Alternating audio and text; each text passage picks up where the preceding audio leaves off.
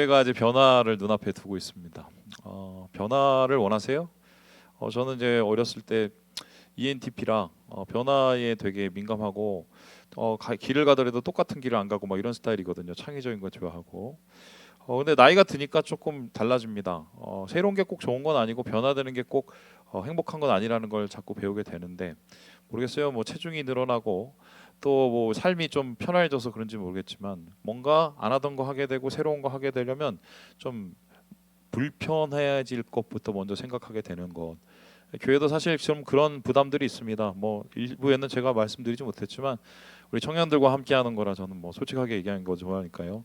교회가 좀 어려움이 있었어요. 어떤 어려움이냐면 변화를 힘들어하시는 분들이 이래저래 고민하시다가 많이 좀 나가셨습니다. 한 10분이 넘게 우리 교회에서 나가셨어요.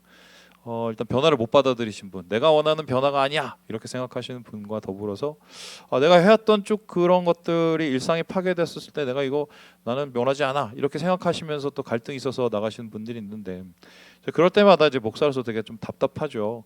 왜냐하면 사실 저도 반반이에요. 이렇게 얘기하면 여러분 이상하게 생각할지 모르지만 잘 되기 원하지만 또 잘 안 될 수도 있다는 생각도 솔직히 마음속에 있거든요. 그런 상황 속에서 이제 교인들 떠나면 마음에 상처되지요. 또 이걸 내가 어떻게 또 감당해야 되지? 어떻게 이걸 또 해결해야 되지? 이런 마음이 좀 쌓이면 이제 스트레스가 좀 되게 많고 또 이제 변화되기 위해서 또 우리가 하나가 되기 위해서 또 여러 가지 과정이 있습니다. 여러분 이미 이것을 겪었기 때문에 상관은 없지만 사실 우리가 지금도 하나가 되고 있죠. 근데 어른들은 이거 훨씬 더 어려워요. 또 이게 밖으로 싸움도 있고요. 또 알게 모르게 헤게모니도 있고요. 그러다 보니까 이제 그걸 또 제가 해결해 뭐 100%는 뭐 아니지만 그래도 리더니까 머리가 더 복잡해지기 시작하죠. 그래서 이런 상황 속에서 최근에 제가 좀 기도를 다시 좀 더 열심히 해야겠다는 생각이 들면서 이래저래 기도를 하는데 하나님께서 제 마음속에 이 말씀을 지난주 금요일 저녁에 저한테 주셨습니다. 원래는 삼손 얘기를 하려다가 좀 바꿨는데요. 여러분 이 말씀은 어떤 말씀이냐면은 모세의 고별 설교입니다. 신명기는 모세가 한 설교가 3편 정도가 있는데 짧게 2번, 길게 1번. 근데 그 설교가 이제 되게 30장에 걸쳐서 긴 장편의 설교예요. 그런데 이제 이거는 신명기는 설교라고 볼 수도 있지만 예배라고 볼 수 있는 게 거기 뭐 찬양이니 뭐 축도니 이런 거 다 들어가 있어 갖고 그래서 이 예배로 보기 시작하면 이게 어느 정도 되냐면요 설교 마치고 나서 있는 그 무엇 요 정도의 정리를 할 수가 있겠습니다. 그러면 지금 이스라엘 백성과 모세는 어디에서 예배를 드리냐 보여주시죠. 바로 여기서 예배를 드리고 있는데요. 요단강을 이제 건너서 저 건너편에 올라가면 이제 이스라엘이 이제 가나안이 있으니까 그 땅을 바라보면서 이 사람들이 예배를 드리고 있습니다. 여러분 뭐 물을 흐르고 나무가 우거지니까 좋은지 모르겠지만 이분들의 생각은 좀 달랐습니다. 왜냐하면 마냥 좋아할 수도 없었어요. 변화가 눈앞에 있기 때문입니다. 그래서 이 변화 속에서 그들은 무엇을 느끼고 있었을까 했었을 때 6절을 보면 어느 정도 읽을 수 있는 대목이 있는데요. 우리 함께 6절의 말씀을 읽어보도록 하죠. 시작. 너희는 강하고 담대하라. 두려워하지 말라. 그들 앞에서 떨지 말라. 이는 내 하나님 여호와 그가 너와 함께 가시며 결코 너를 떠나지 아니하시며 버리지 아니하실 것임이라 하고. 네 가지 언어가 나옵니다. 강하라, 담대하라, 두려워하지 말라, 떨지 말라. 이거 합치면 한마디로 다 쫄지 말라는 소리입니다. 쫄지 말라고 얘기하는 이유가 뭡니까? 더구나 이런 네 가지의 단어를 이 한 장에서만 4번 그리고 8절에서만 3번을 계속해서 반복하고 있어요. 그럼 뭡니까? 똑같은 얘기가 나온다는 건 그것에 대한 반대적인 일들이 일어나고 있다는 거죠. 그럼 이스라엘 백성들은 지금 이 변화의 앞에 저 요단강 건너편을 바라보면서 지금 마음이 굉장히 복잡한 심경이었던 겁니다. 그러면 그들은 왜 복잡하였을까? 그들 앞에 난관이 있었기 때문인데요. 이 성경을 이게 딱 보면 이스라엘이 당장 요단강 넘어가서 변화를 맞이하면서 그들이 겪어야 될 어려움을 3가지로 이렇게 정리를 하고 있어요. 보여주시죠. 이 첫 번째는 뭐냐면은 적군이 장난이 아닙니다. 두 번째는 그들이 차지해야 될 성읍들이 장난이 아니고요. 그리고 모세도 없습니다. 사실 적이 강하다 그리고 성읍이 견고하다 이거는 이미 있었던 일이고요. 이들이 이미 이것 때문에 실패한 경험이 있었는데요. 바로 이것 때문입니다. 보여주시죠. 가데스 바네아라는 곳이 있었는데 이게 어디냐면은 유대의 제일 남쪽 끝이에요. 관문이었는데 여기에서 이스라엘 백성들이 1달 이상을 머뭅니다. 그리고는 거기서 뭐 하느냐? 이제 우리가 저기 가나안에 들어가야 될 텐데 거기가 어떤 땅인지 좀 보고 오게 해주세요라고 모세에게 부탁을 합니다. 그래서 모세가 오케이 했어요. 정탐꾼들 보냅니다. 한 부족당 한 명씩 12 정탐꾼 보냅니다. 그리고 나서는 저기서 보시다시피 엄청나게 큰 이 포도송이를 들고 와요. 이게 진짜 사실일까? 제가 이스라엘 가는데 정말 이만해요. 그리고 알이 이만해요. 거의 자두만해요. 엄청 달아요. 그러니까 이 사람들이 이걸 보고는 깜짝 놀랐습니다. 아, 하나님이 진짜 젖과 꿀이 흐르는 땅을 주셨구나. 거짓말 안 했구나. 근데 여기서 끝난 게 아니라 그 다음에 좀 얼굴이 어두워져요. 왜냐하면 거기서 보고 온 게 꼭 젖과 꿀이 흐르는 열매와 여러 가지 기름진 땅이 아니었기 때문인데 그들은 이러한 어두움을 이렇게 표현하고 있어요. 우리 함께 민수기 말씀을 읽어보도록 하겠습니다. 시작. 거기서 네프림 후손인 아낙 자손의 거인들을 보았으니 우리는 스스로 보기에도 메뚜기 같으니 그들이 보기에도 그와 같았을 것이니라. 자기 스스로의 자화상이 메뚜기였습니다. 메뚜기 한번 생각해 보세요. 많기는 하지만 되게 하찮고 별찮은 것들이죠. 근데 저 사람들은 지금 보니까 뭐 성읍도 거의 겹겹이 쌓여져 있어요. 여리고성 아시죠? 복층 구조예요. 뿐만 아니라 거기서 끝난 게 아니라 그 사람들의 이 군인들을 보니까 키가 엄청나게 커요. 거인에 가까운 사람들, 장신. 여러분 골리앗 아시죠? 골리앗이 그들의 후손이었는데요. 야, 우리가 가서 이 게임이 되겠어? 이거 그러니까 쫄 수밖에 없는 상황입니다. 그리고 그들이 어떻게 했느냐? 안 가? 그리고는 우리 돌아가겠어? 이러다가 실패를 하게 되고 하나님으로부터 38년의 징계를 받습니다. 그리고는 38년 동안 구르고 굴러요. 그래서 다시 가나안 정문 앞에 도착한 거예요.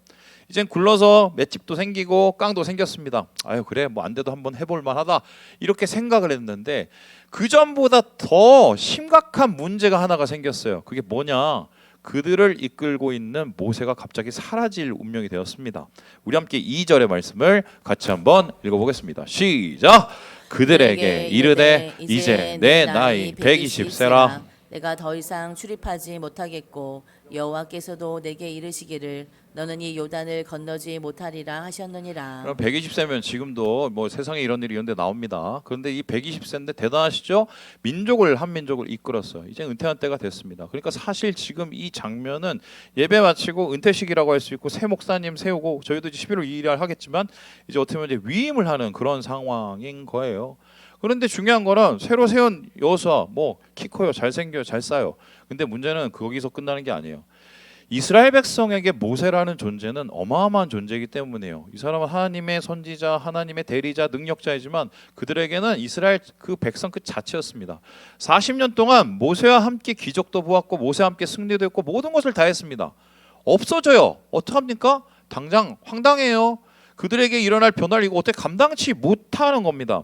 여러분 예전에 이제 고대 시간에는 어땠었냐면은 유명한 왕이 죽고 권세 있는 왕이 죽으면 정치적으로 불안해지고 무정부 상태에 오고 사회적 동요가 일어나서 엄청난 혼란이 일어나는데 우리나라에도 이런 일이 있습니다. 우리나라 조선시대 때 대왕으로 불리는 사람이 두 사람이 있습니다. 아시나요? 1번 10월 9일 무슨 날이죠? 누가 만들었죠?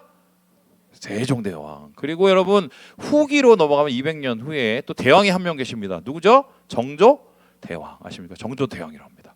이 두 분의 특징은 정말 애민 정신으로 나라를 굉장히 부강하게 만들고 태평하게 만든 사람이라고 할 수 있습니다. 그런데 중요한 건 그 후에 어떻게 되었을까? 여러분 세종대왕이 죽고 난 다음에 어떻게 됐습니까? 나라가 혼란해집니다. 그리고 단종 아시죠? 세종대왕의 아들이었나요? 그 단종 때 어떻게 해요? 단종이 한마디로 죽어요. 암살을 당합니다. 그리고 나라가 개판이 됐어요. 여기서 끝나지 않죠. 정조대왕 생각해 봅시다. 나라 잘 나갔어요. 근데 정조대왕 죽고 났더니 후사가 제대로 없어갖고 어떻게 됩니까? 나중에 외척이 들어오나서 사실 조선은 왜 망했냐? 정조대왕이 죽음과 동시에 망했다. 이렇게 얘기해도 과언이 아니에요. 그런데 지금 모세는 정조대왕 이상 그리고 세종대왕 이상 이런 사람이에요. 근데 그 사람이 없어져요. 여러분 이게 받아들여지겠어요? 이런 변화 그리고 해야 될 일들이 그렇게 많은데 그래서 이스라엘 백성들은 지금 굉장히 복잡하고 굉장히 심각한 생각을 할 수밖에 없는 그런 이치였다. 그런 상황 속에서도 하나님께서는 뭐라고 하냐? 아니야 쫄지 마. 강하고 담대해. 떨지 마. 이렇게 계속 얘기하고 있습니다. 왜 그럴까요? 여기 되게 중요한 진리가 하나 있는데 지네들이 잘해서 여기까지 온 게 아니거든요. 지네들이 힘이 있어서 이때까지 싸워서 여기까지 온 게 아니거든요. 하나님께서 함께 해주셨기 때문에 그들이 이겼어요. 그래서 야, 니네들이 걱정할 것은 나하고 관계야. 니네들이 걱정할 것은 내가 너와 함께하냐 안 하냐 거기서 능력이 나오는 거지. 딴 데 신경 쓰지 마. 강대하고 뭐 담대하고 걔네 보고 쫄지 마. 계속 이렇게 얘기를 합니다. 그래서 하나님께서는 그들에게 강하고 담대할 수밖에 없는 이유를 하나씩 차근히 이야기를 하고 계는 거죠. 우리도 마찬가지인데 삶 속에서 굉장히 힘들고 어렵고 복잡하고 심각한 상황을 이제 겪게 되면 힘이 빠지죠. 그때 좁니다. 그럼 그 좁은 상황 속에서 어떻게 되냐? 지금 하나님께서 이 이스라엘 백성을 설득하시는 이 방법을 우리 속에서 다시 리마인드하면 되는데요. 하나님께서는 왜 쫄면 안 되는지를 세 가지 이유를 대서 설명을 하고 있어요. 첫 번째 무엇인가요? 같이 한번 읽어보도록 하겠습니다. 시작! 하나님의 말씀. 하나님의 말씀 때문에 쫄지 말라고 이야기를 하고 있습니다. 우리 함께 3절의 말씀을 같이 한번 읽어보겠습니다. 시작! 여호와께서 이미 말씀하신 것과 같이 내 하나님 여호와께서 너보다 먼저 건너가사 이 민족들을 내 앞에서 멸하시고 내가 그 땅을 차지하게 할 것이며 여호수아는 내 앞에서 건너갈지라. 하나님께서 쫄지 말라고 하시는 이야기는 뭐냐면 하나님의 말씀이 있기 때문입니다. 여러분 말씀 읽어라, 말씀 묵상하거라 뭐 이런 얘기 많이 합니다. 그럼 왜냐하면 말씀 자체에 뭐가 있는 것이 얘기합니다. 그런데 말씀 묵상해 보세요. 말씀 묵상하면 여러분 갑자기 돈이 떨어집니까? 말씀 묵상하면 갑자기 건강이 생깁니까? 말씀 묵상하면 하늘에서 무슨 은혜가 떨어집니까? 아니에요. 실제적으로 여러분 매일 성경 가지고 360 하는 거 되게 고통스럽습니다. 말씀이 읽는다고 금방 은혜가 되면 다 하게요? 안 그렇습니다. 그런데도 불구하고 왜 사람들은 말씀을 읽으라고 하냐? 말씀 속에서 우리가 무엇을 찾아내야 되기 때문인데요. 그 말씀 속에서 찾아내는 게 뭐냐면 하나님의 확실한 약속이에요. 왜 말씀이 은혜가 되느냐? 왜 말씀이 능력이 되냐? 이게 하나님 약속이기 때문입니다. 목사님, 약속이 왜 능력이 됩니까? 여러분, 약속이 하나님의 약속이 능력이 되는 이유를 설명을 이렇게 하고 있는데요. 우리 민수기 말씀을 같이 한번 읽어보도록 하겠습니다. 시작. 하나님은 사람이 아니시니 거짓말을 하지 않으시고 인생이 아니시니 후회가 없으시도다. 어찌 그 말씀하신 말을 행하지 않으시며 하신 말씀을 실행하지 않으시랴. 하나님의 말씀이 왜 우리에게 힘이 되느냐? 하나님이시기 때문입니다. 사람이 아니기 때문입니다. 이 사람은 약속해도 다 뻥입니다. 뻥. 야, 남자 여자 만나서 제일 먼저 약속하고 제일 먼저 깨트린 게 뭡니까? 내가 너를 행복하게 해줄게. 웃기지 말라고 하세요. 내가 너를 영원히 사랑한다. 여러분 이거 지키는 부부 봤어요? 전 못 봤습니다. 예. 다 개뻥이야. 그때는 진심이야. 사람은 그렇습니다. 자기가 죽도록 사랑하는 사람들에게조차도 거짓말을 하고 약속을 깨트리는 게 사람이에요. 이렇게 얘기하면 또 결혼 안 할지도 모르는데 그러대로 할 만해요. 중요한 거. 그런데 중요한 거는 하나님은 못 깨트려요. 약속을 왜 못 깨트리냐? 우리가 뭐 약속을 이게 맞냐 틀리냐 가지고 담보물 하죠. 하나님인 담보가 뭐냐? 하나님 자신입니다. 하나님 자신이 담보물인데 그 담보물은 뭐냐면 하나님의 명예와 하나님의 영광을 위해서 절대로 변할 수가 없어요. 하나님의 다른 이름이 영원입니다. 하나님의 뜻도 영원하고 하나님의 계획도 영원하고 하나님의 진심도 영원하고 하나님도 약속도 영원하기 때문에 그 약속은 변치가 않고 반드시 이루어요. 좀 시간이 걸릴 수는 있지만. 그러니까 하나님의 말씀 속에서 우리의 믿음의 근거를 찾고 이스라엘 백성이 거기에서부터 뭔가를 얻어낸다면 눈앞의 상황이 얼마나 어렵든 모세가 있든 말든 상관없다는 거예요. 말씀 속에서 우리가 능력을 찾을 수 있는 그 약속을 찾아내는 게 중요하다. 목사님 그러면은 말씀을 읽으면 다 능력이 됩니까? 약속을 읽으면 다 능력이 됩니까? 아니에요. 이 약속이 내 약속이 돼야 돼요.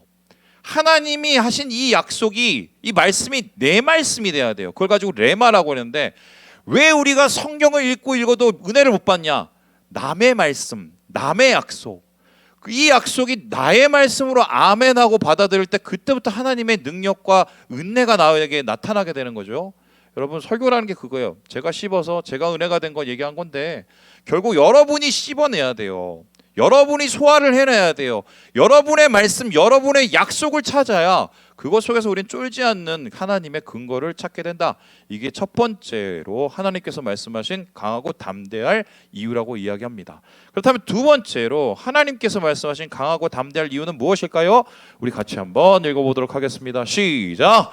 하나님의 구원. 하나님의 구원이 강하고 담대할 이유다. 이게 어떤 뜻일까요? 우리 함께 신명기 3 우리 말씀 4절 말씀을 읽어보도록 하겠습니다. 시작. 또한 여호와께서 이미 멸하신 아모리 왕 시온과 옥과 및 그 땅에 행하신 것과 같이 그들에게도 행하실 것이라. 사실 이스라엘 백성은 이미 싸웠어요. 어디서 싸웠냐면 요단 동편에 싸웠습니다. 요단강 건너기 바로 직전에 엑서사이즈를 했어요. 누가 하냐면 시온이라는 나라하고 그리고 그 왕하고 그 다음에 바산 왕 이 저 옥이란 사람하고 싸웠어요. 아모리 족속과 싸워서 게임이 이겼습니다. 그 게임을 이겼기 때문에 이미 이긴 구원을 경험을 했어요. 야, 내가 약속했고 니네 이미 이겨봤잖아. 그런데 왜 쪼냐? 이렇게 얘기합니다. 그럼 이 사람들이 이 요단 동편에서 싸울 때 어떻게 싸웠는가? 거기에 대해서 모세는 좀 더 구체적으로 3장에 이렇게 기록을 하고 있는데요. 우리 같이 한번 읽어보도록 하겠습니다. 시작. 너희의 하나님 여호와께서 이 두 왕에게 행하신 모든 일을 내 눈으로 보았거니와 내가 가는 모든 나라에도 여호와께서 이와 같이 행하시리니 너희는 그들을 두려워하지 말라. 너희 하나님 여호와께서 친히 너희를 위하여 싸우시리라 하였노라. 이 사람들이 직접 눈으로 보고 체험했어요. 뭘 체험했느냐? 야, 우리가 그때 막 아모리 족속이 연합해서 몰려오는데 가서 싸웠는데 이겼어. 이 사람들 변변치 않았거든요. 그리고 심지어는 뭐 들고 싸웠냐면 돌 들고 싸웠어요. 그 당시에 이 사람들 뭐 없어요. 창 뭐 이런 거 없어요. 그냥 무지막지로 싸운 거 이겼어요.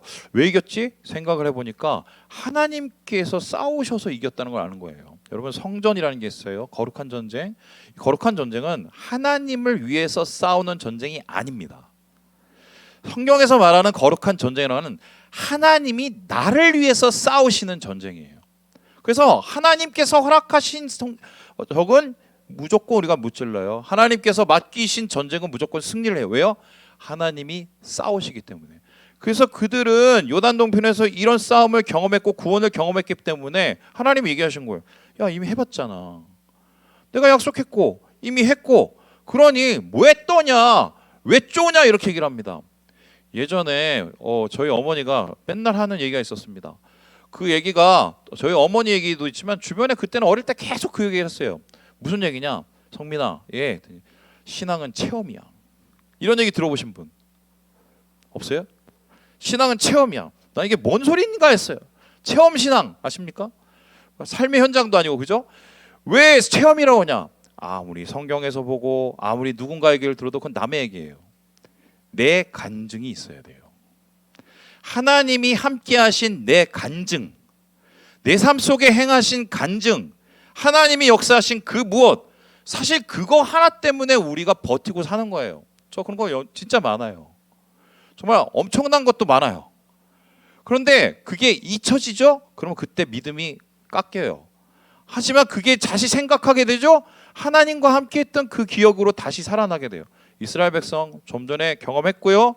그 경험으로 새로운 도전과 변화를 맞이하라고 하나님이 얘기하시고요. 그 속에서 하나님께서는 바로 담대함과 강함을 얻을 수 있다.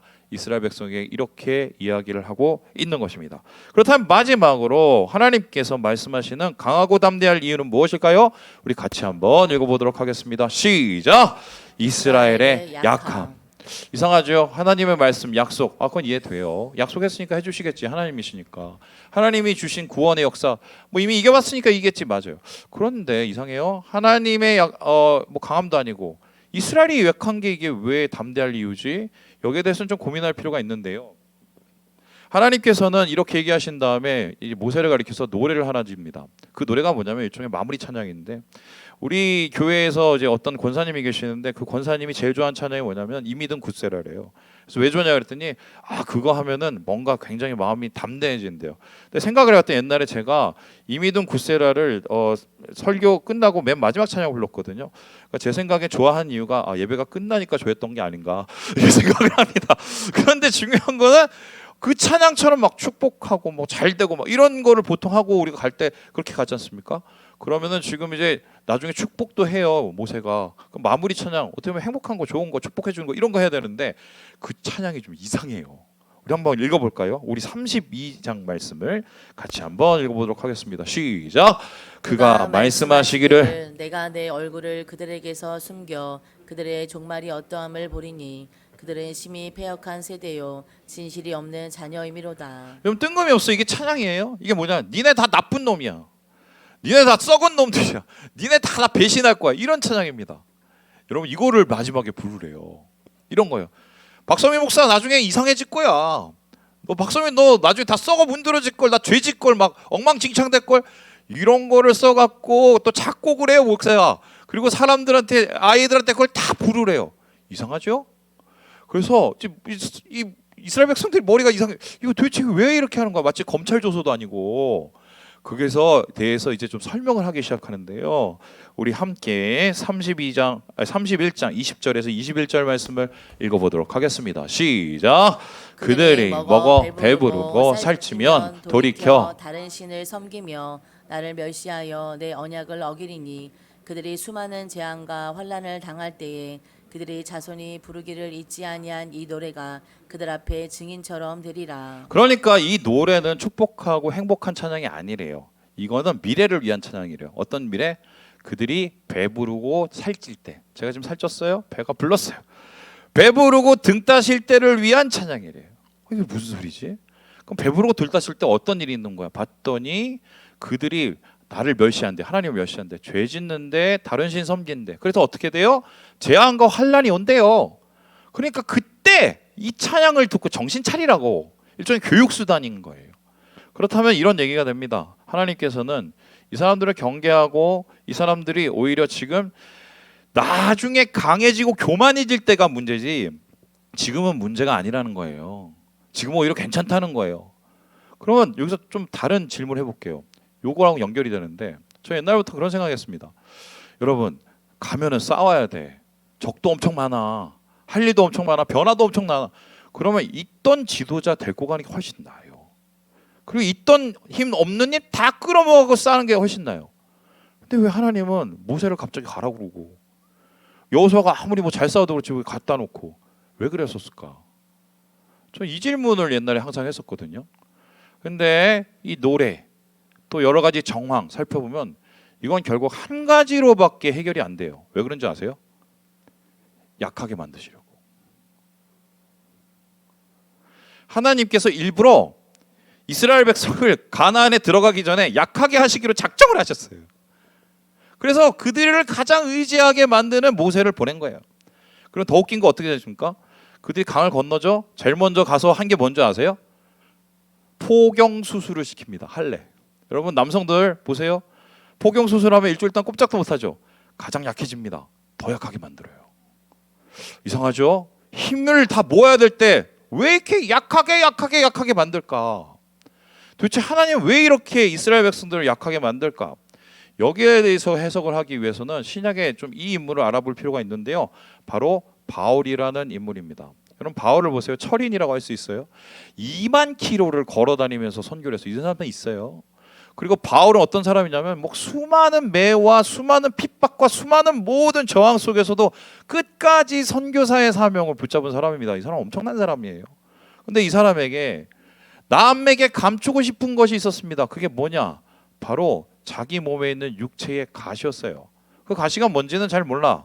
그런데 단 그 가시 때문에 엄청 힘들었던 게 사실인 것 같아요. 어떤 사람은 이게 간질이라고 그러고 어떤 사람은 눈이 안 보이는 거라고 그러고 어떤 사람은 뭐 육체의 정력이라는데 몰라요.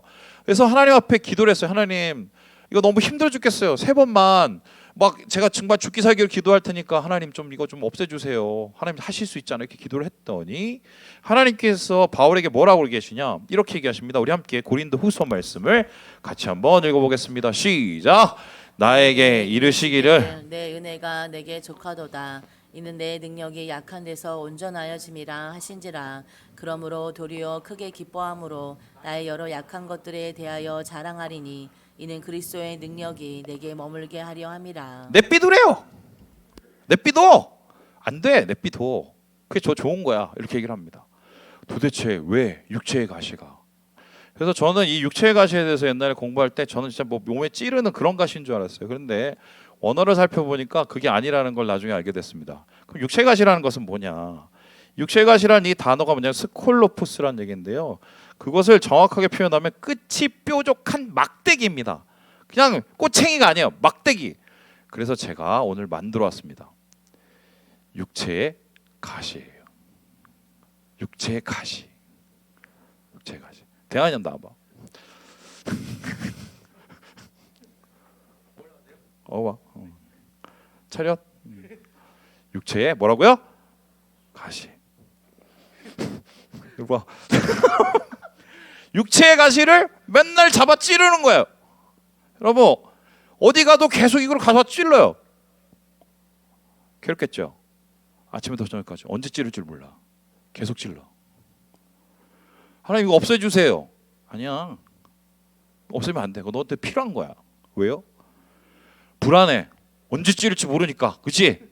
들어가. 항상 이렇게 막 불안해. 어떻게 될지 모르니까. 그럼 어떻게 사람 어떻게 됩니까? 불안하지만 한편으로 어떻게 하나님 앞에 의지하려고 깨어있게 되죠. 그래서 바울은 이걸 계속해서 경험한 거예요. 나 이러다 또 쓰러지면 어떡하지? 나 이러다 또 망가지면 어떡하지? 스트레스에 완전히 나 무너지면 어떡하지? 야, 이놈의 육체 가지고 진짜 없어지지도 않고 이거 어떡할 거지? 그때마다 하나님하고 뭔가 해결하고 쇼부 보려고 막 움직였어요. 그러고 나서 그가 경험한 게 뭐냐? 이걸 가리켜서 뭐냐고 하냐면 가시 신학이라고 그러는데요. 여기 한번 다시 보여주시죠. 내 능력이 약한 데서 어떻게 한다고 합니까? 온전하여진대요. 이 온전해진다는 건 어떤 뜻인가? 이 단어를 헬라어로 풀면 다음과 같은데 보여주시죠. 텔레이오입니다. 이게 뭐냐면 완성하다, 최고조에 이르다, 완전하게 하다예요. 그러면은 이런 얘기가 되는데 바울은 왜 그런 일을 다 감당할 수 있었을까? 2만 킬로. 바울은 어떻게 죽기까지 예수를 전할 수 있었을까? 흔들리지 않았을까? 흔들어도 다시 일어났을까? 이것 때문이에요. 사람들은 자존감을 어디서 찾습니까? 세상 사람들은 어디서 찾아요? 내가 얘보다는 좀 잘생겼잖아. 내가 쟤보다는 뚱뚱하잖아. 내가 쟤보다는 머리가 좋잖아. 여기서 대부분 다 자존감을 찾습니다. 그래서 자기가 누구보다도 안 예쁘고 누구보다도 안 똑똑하면 그때부터 사람들은 자존감이 낮아져요. 우리의 자존감은 대부분 타인으로부터 시작이 됩니다. 심지어 내 머릿속에 있는 그 자존감을 지키는 그 자존심을 지키는 것도 타인으로부터 형성된 거예요.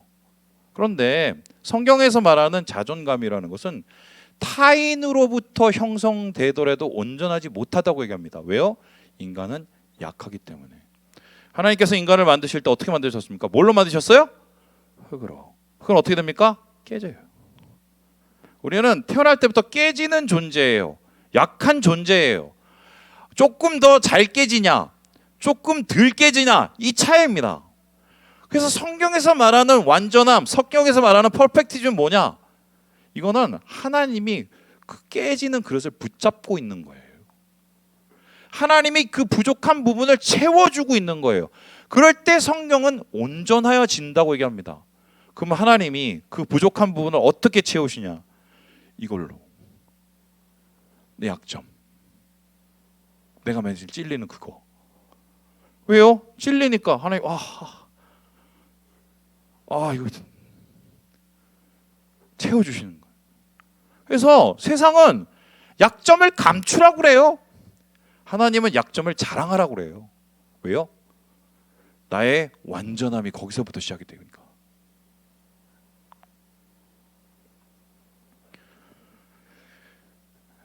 저는 예전에 가끔씩 얘기하지만 첫 번째 그 사귀었던 여자에게 100일 만에 차였습니다. 제가 왜 차였냐? 제 치명적인 약점 때문입니다. 제 치명적인 약점이 뭐냐? 몸무게 아니요, 그 당시에 58kg였어요. 그래서 여성들이 어떻게 남자 허리가 저렇게 가느냐고 할 정도의 수준은 27 사이즈를 입고 다녔습니다. 믿거나 말거나. 안 놀라시네. 그러면 제가 그러면 공부? 물론 컴플렉스 있었어요, 저희 형님한테. 근데 저를 괴롭힐 만한 수준은 아니었어요. 저를 가장 괴롭힌 게 뭐냐? 우리 집이었어요. 제가 태어나서 제일 먼저 기억나는 게 뭐냐? 저희 아버지가 백열등에 들고 와서 가끔 얘기하죠. 술 취한 채로 들어와서 저희 어머니하고 싸우는데 던지고 깨트리고, 그게 제 3살 때 기억이에요. 그게 머리에 남아있어요. 사람 만나면 그 기억 때문에 자신감이었어. 나 여자들도 그 남자들도 눈을 제대로 쳐다보지를 못했어요. 예전에. 그러면은 뭐 신비에 쌓인 인물이라고 생각하시는 분도 있었지만 대부분은 쟤 왜 저래 그랬어요. 그냥 다크니스. 제가 예수 만나고 나서 변한 게 뭔지 압니까? 이게 오픈했어요 다. 왜요? 더 이상 약점이 아니라는 걸 알았으니까. 왜 하나님이 나를 사랑하시는지를 알았으니까. 약해서 사랑하시는 거예요.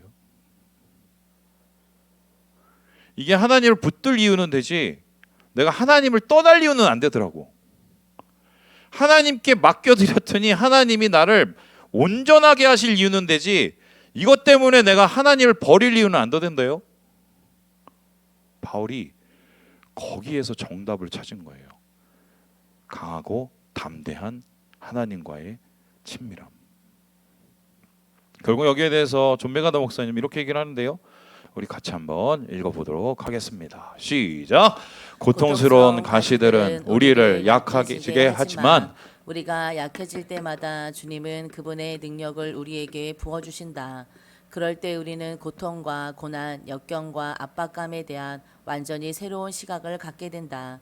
그 스트레스들과 긴장들은 우리로 무릎을 꿇게 만든다. 주님께서 역사하시는 것은 바로 그 시점이다. 인간의 약함이 분명해질 때 하나님의 능력이 온다. 여러분 하나님은 여러분이 행복하길 원하시는 것 같죠? 아니에요. 하나님은 여러분이 행복하길 원하지 않으세요. 성경 읽어보세요. 그러지 않아요. 여러분을 구원하시고 천국으로 이끄시기 원하는 건 맞아요. 근데 여러분의 삶이 잘 되고 행복하게 원하지는 않으세요. 여러분을 아프게 하세요. 고통스럽게 하세요. 목적이 다르니까. 하나님이 원하시는 건 하나님과 함께 온전해지는 거예요. 거기에서 우리의 답을 찾는 거예요. 이스라엘 백성이 강하고 담대할 이유요? 약해서예요. 저는 요즘에 한없이 약함을 느낍니다. 아, 드디어 때가 됐구나. 하나님의 능력을 경험할 때, 약할 때 강함 되시는 하나님의 은혜. 말씀을 마칩니다. 약하다고 다 은혜는 아니에요. 거기서 하나님 찾아내야 은혜예요. 주님 안에서 이 은혜를 찾아내시고 강하고 담대한 주의 강병으로 서시는 우리 모든 워이코스 되시길 주님의 이름으로 축원합니다.